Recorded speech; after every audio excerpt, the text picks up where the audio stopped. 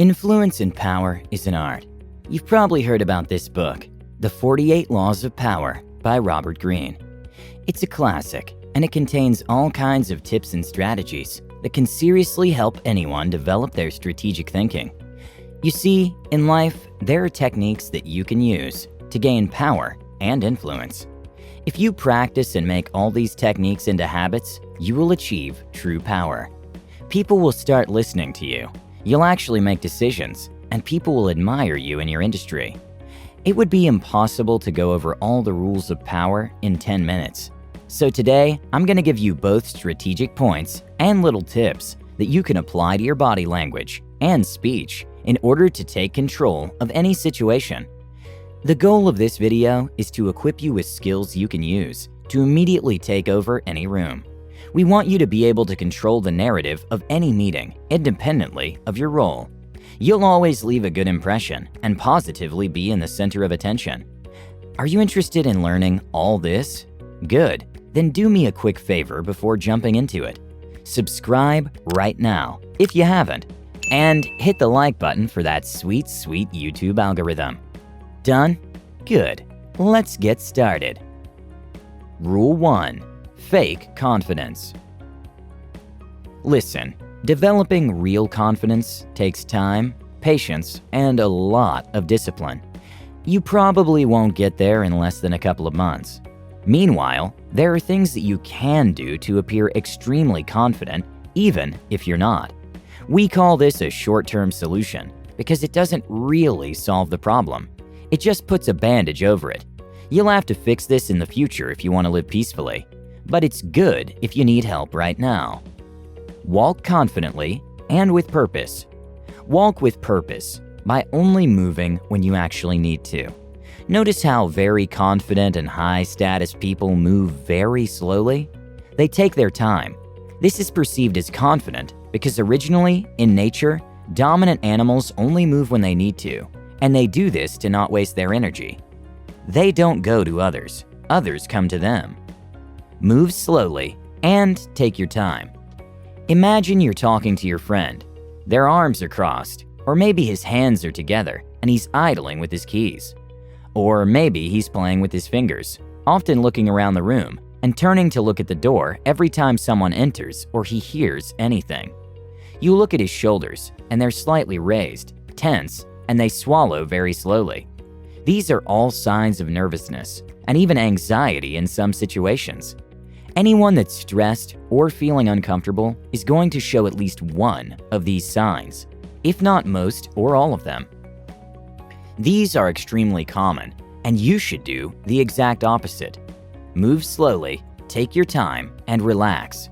Sit down with no stress. Control yourself and don't move around.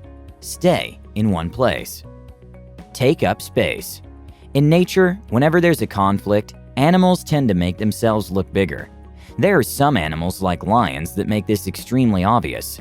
The reason why I'm making this comparison is because all these primordial traits are still embedded in our DNA.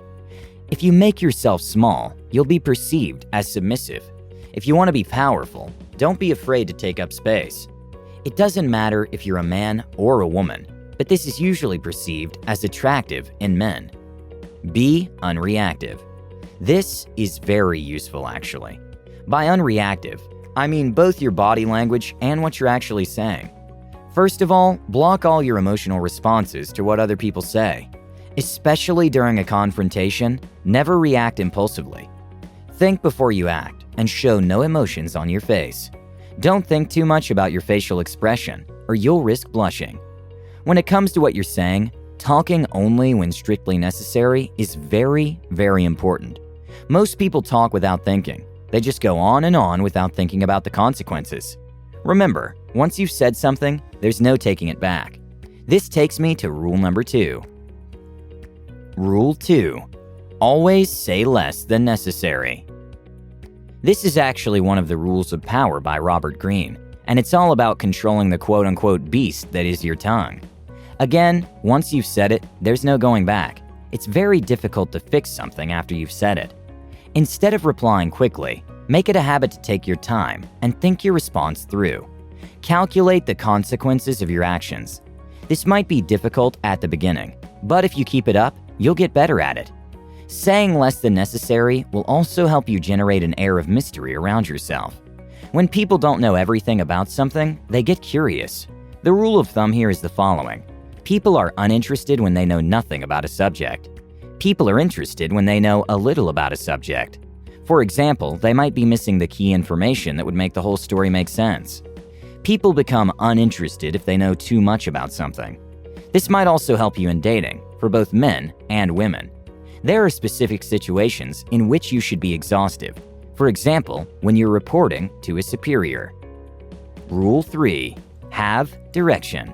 Having direction, in a few words, means knowing what you're doing with your life. Here's what I mean. Someone that just wanders around with no real purpose is unattractive. People that work on themselves and that are going places are extremely desirable. These guys and gals will easily get everyone's attention when they talk about their goals and aspirations. This is very common among entrepreneurs, CEOs, and people with power in general. This is because they're very good at selling their vision. For example, the vision of a company might be to become the leading force in a specific industry or market. If you're doing stuff, you also become less available. And here's the next one. Rule 4. Scarcity drives up demand. If something is scarce, demand will usually increase. The less there is of something, the more it is likely to be valuable. Scarcity itself isn't the only thing that increases the demand of something, but it's a huge factor. You being scarce means not being available at all times. Something many rookie entrepreneurs do is try to appear busier than they really are. Here's an example. Imagine 2 dentists. One of them has a full schedule and can only set your appointment at a specific date and time. The second dentist has his schedule clear. He can set you up for any day, any time. That makes you think, why isn't anyone scheduling an appointment with the guy if he's always available? There must be something wrong with his service. So, if you're not demanded and you're always available to people, they usually tend to perceive you as less valuable. It's almost like the busier you are, the more people will want you. If you aren't actually busy, you use the technique that rookie entrepreneurs use. Fake a busy schedule. Faking it usually doesn't work as good as actually being in that situation, because most people are very bad at lying. They forget to control their body language and tonality. They only focus on words, so people perceive their lie. Your time will be more respected and appreciated if there's very little of it. You'll get faster responses and even more attention. It's literally a huge advantage. It will even help you make up excuses for not going out with people you don't like, but that still ask you out. Rule 5. Always think ahead. Consider all outcomes and prepare to accept the worst. Most people are afraid to do things, but then they forget that actually they would easily deal with the worst possible outcome. Here's an example. Most people are afraid of starting a business because they're afraid of failure. Well, so what if your business fails? You'll just lose some cash. Can you live with that? Sure you can. Then stop worrying about it so much. Worst possible outcome aside, you also have to consider negative reactions, change of plans, and reaction of your enemies. For example, let's pretend that you want to ask your boss for a 10% raise. That's a bold question. How would you prepare for that conversation or negotiation? Well, considering all outcomes is a very, very clever strategy. This is what in sales is called an objection. You basically prepare to respond to whatever they throw at you. In sales, the most common objection is, "I don't have time to talk right now." Every salesperson has their own reply to this, but the point is to do your homework and be prepared. Rule 6. Actually do your homework. I'm not talking about school, obviously. I'm talking about doing the proper research, especially if you enter a negotiation or you have competition. This is so important that businessman Dan Pena puts research as 2 separate steps in the strategy that he teaches at his Guthrie Castle in Scotland. Rule 7. Conceal your intentions. One of the best laws of power is conceal your intentions. This is because most people can only focus on one thing at a time. This means that you can easily gain power and confuse your competitors or enemies by making it seem like you're pursuing other goals than your real ones. You must conceal your intention, yes, but now by being silent and secretive. That's obviously something that people will perceive as threatening, or at least suspicious. So share your goals and aspirations with passion, just not your real ones. Send people off track, and they'll attack something that actually has no merit. Now, this might sound weird to you, and you may be asking, isn't the goal to appear as powerful as possible? The simple answer is no. And this takes me to the next rule. Rule 8. Be powerful, don't appear. Trying to appear powerful might sometimes actually take power away from you. You must make people think that they are winning, while you're getting what you wanted all along. This is very common in negotiation. If, for example, you want to sell something for $10,000, you should ask for $14,000. Why? Because you'll then act as if the opponent is winning and get you to lower your price. They'll feel all hype because they think they won the negotiation, but you just got what you wanted all along. See how this works? If you were to actually show them your cards and what you really wanted, they would have lowered the offer even more. The goal here is to be powerful, not appear. And to be powerful, you sometimes have to look like you're losing. In other cases, you have to show off your power and influence. This is usually useful when you need to influence a large mass of people. So, what do you think? Is this useful to you? If this video was indeed useful, or at least entertaining, please take a few seconds to like this video. Comment what you'd like to see next. With that said, have a great day, you guys, and I'll see you in the next one.